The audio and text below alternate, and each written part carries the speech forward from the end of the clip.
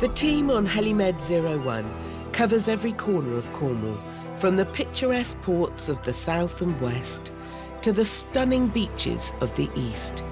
Patrolling over 1,300 square miles, they handle more than 1,000 incidents every year, and a good proportion of those are accidents in the home.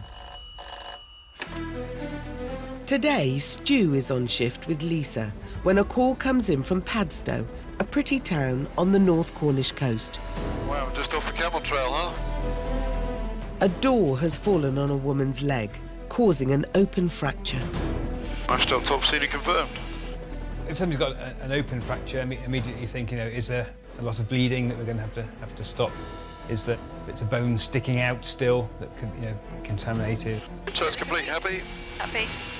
A serious injury, it could be life-changing for a patient, so the aircraft was tasked. It's around 10 minutes from Helimed 01's base to Padstow, but finding a safe landing spot isn't quite so easy for pilot Adam. Doesn't look like there's anywhere to land. So it's just near the lobster hatchery? Yep. So it's just a matter of having a look, I suppose, and see what we can do. Well, let's see what we can do. It can be really difficult trying to find an open area close by. Yeah, it's in that location there somewhere.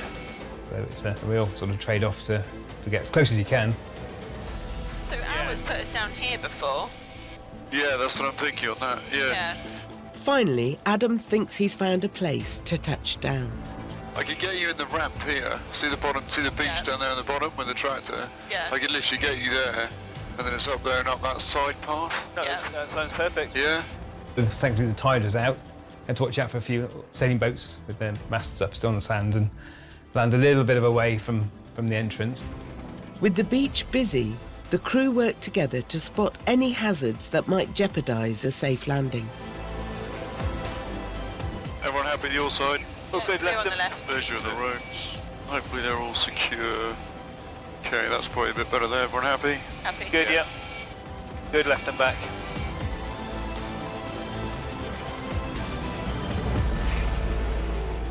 Just make sure you secure all straps and everything else, please. To avoid the incoming tide, pilot Adam repositions the helicopter while Stu and Lisa head off to find the patient. Hello. Hello there. It's time critical to get an assessment of the patient. You doing some DIY this morning? It wasn't me. The worst case scenario, somebody could, lose part of a limb. I went to close the door, but I hadn't realised the carpet fitters had left it off its hinges. Oh, no. So it came crashed down. A land crew is also on the scene. Homeowner Chris is having a new floor laid. Sister Carol hadn't realised a door was off its hinges. When she tried to open it, the door fell onto her leg. Spurting, so I told her to lie down. It looked a really nasty laceration on the front of her shin. It was long and jagged. I think they used the family tea towel and they'd done a good job of mopping it up, but yeah, still a serious injury. Your foot did? Fine. You've got pain in your ankle at the moment? No, it's more numb. Okay. We're going to get it probably a bit flatter and we'll have a good look at it. So we'll get you established on the gassonet. Okay, here's the gassonet. If you can hold it in one of your good hands and take a few nice deep breaths of that. Stop panicking, Chris. Sorry. Chris, stop panicking. So have you just moved down here? Or? No, Chris lives here. I'm visiting. Ah. Is this how you treat your guests? Yeah. Is this how you treat your guests? Only when you want rid of them. I'm a relative, so it's different. I'm a twin, you see. Oh, are you? Carol lives in Northern Ireland, but is holidaying in Padstow with twin Chris. Plan's going to be, Carol, it's going to take control of your leg and slowly lower it down. Well done, Carol. If somebody's got an open fracture, then the first thing we want to do is really straighten the limb and get the bone back into its natural alignment. Just relax, I've got the weight.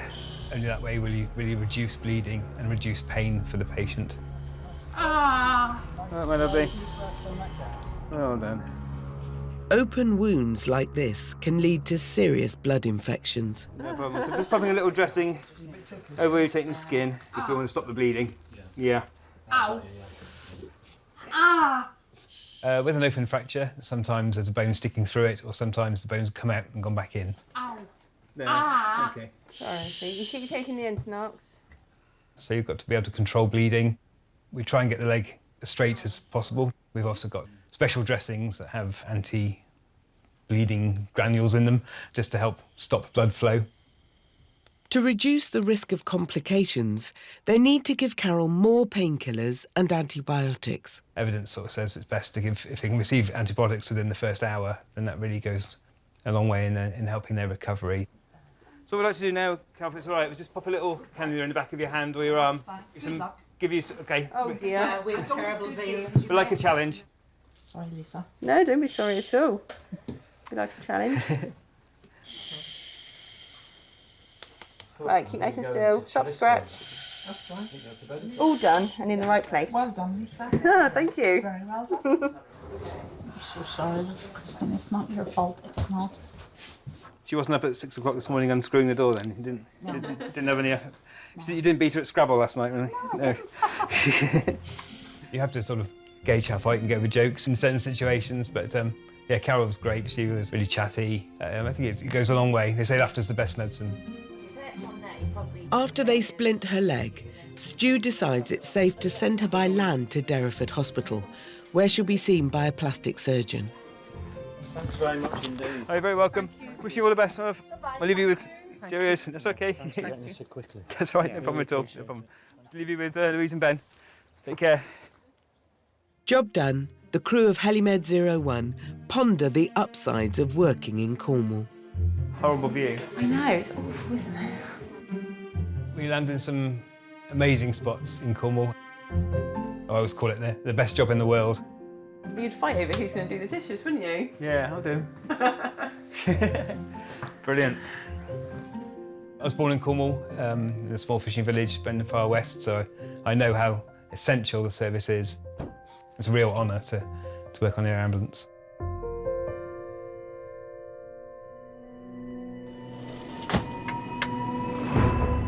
Carol had broken both bones in her ankle. She had an operation to insert pins to knit the tibia and fibula bones back together. I don't remember the door coming down. I didn't even see it. The first thing I knew was I looked down at my leg and I could see this blood swishing out of it. Oh, there was a lot of blood and I felt very woozy and the pain was horrendous.